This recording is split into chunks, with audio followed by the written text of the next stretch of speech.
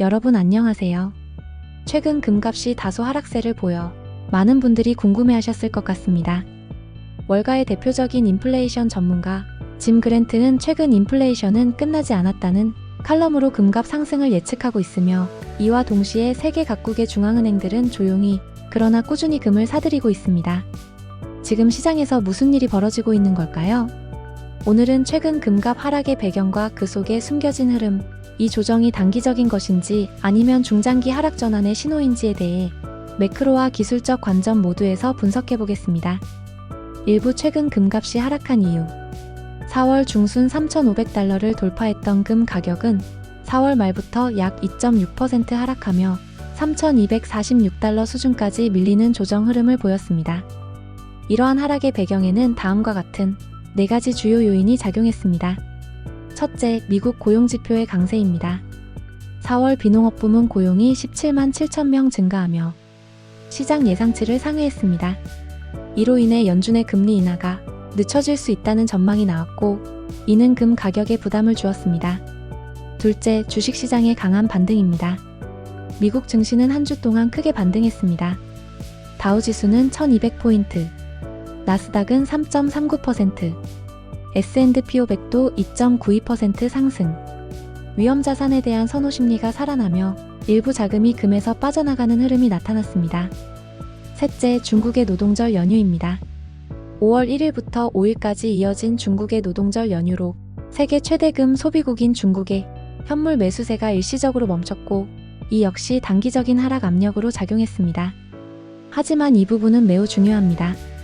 5월 6일부터 중국발 매수세가 재개될 가능성이 있기 때문에 이번 조정이 오히려 저점 매수 기회가 될 수 있다는 관점도 존재합니다. 넷째, FOMC를 앞둔 관망세입니다.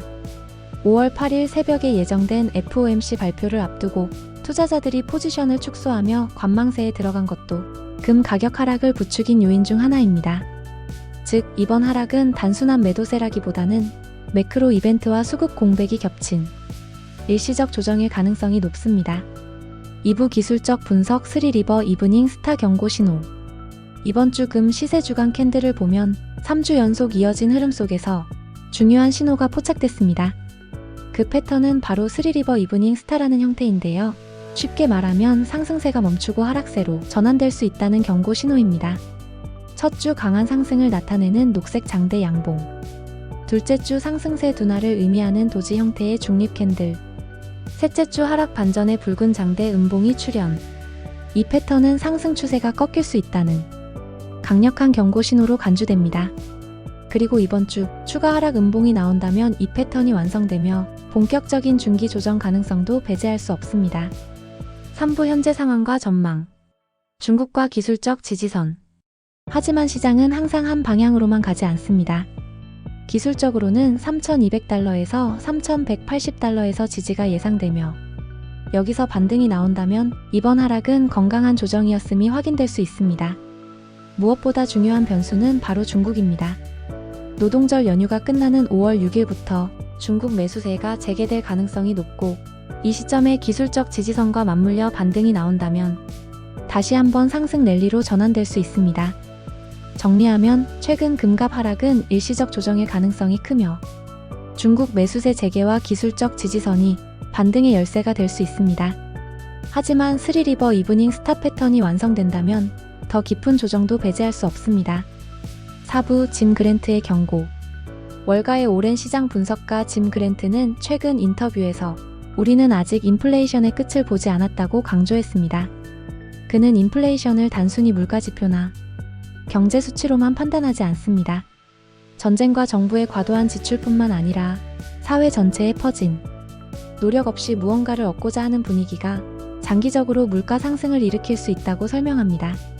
즉, 생활 속 문화와 정책 방향 자체가 인플레이션의 원인이 될 수 있다는 것입니다. 또한 그는 2020년에서 21년의 초저금리 환경이 역사상 마지막 저금리 시대였을지도 모른다며, 이제는 장기금리가 서서히 올라가는 채권 약세장이 시작됐다고 진단합니다. 그는 현재 미국의 국채는 더 이상 믿을 만한 투자처가 아니며, 그에 따라 신뢰 기반의 실물 자산인 금이 더욱 주목받을 수밖에 없다고 강조했습니다. 즉, 지금은 금리가 오르든 내리든 중요한 건 시장 참여자들이 금리를 넘어 돈의 본질을 의심하고 있다는 점입니다. 5부 중앙은행들은 금을 계속 사고 있다. 2025년 1분기 동안 여러 국가가 눈에 띄는 금 매입을 진행했습니다. 폴란드는 무려 49톤의 금을 사들이며 외환 보유고의 20%를 금으로 채우겠다는 계획을 발표했습니다. 중국은 공식적으로는 13톤을 매입했다고 보고했지만 실제 보유량은 5,000톤을 훌쩍 넘을 것으로 추정됩니다. 카자흐스탄은 2월에 금을 일부 매도했다가 3월에는 11톤을 다시 매입하며 적극적인 금 보유 전략을 보여주었습니다. 체코 역시 5톤을 추가로 사들이며 2021년 대비 4배 가까이 보유량을 늘렸으며 인도 역시 금 매수를 지속하고 있습니다. 이처럼 전 세계 중앙은행들은 16년 연속으로 금을 순매수하고 있습니다. 이는 단순한 포트폴리오 조정이 아니라 달러 리스크에 대비하고 신뢰할 수 있는 자산을 확보하려는 명확한 전략으로 읽힙니다. 마무리. 지금은 오히려 신중하게 매수 기회를 노려볼 구간일 수 있습니다. 다음 영상에서는 FOMC 발표 이후에 금 시세 흐름을 정밀 분석해드리겠습니다.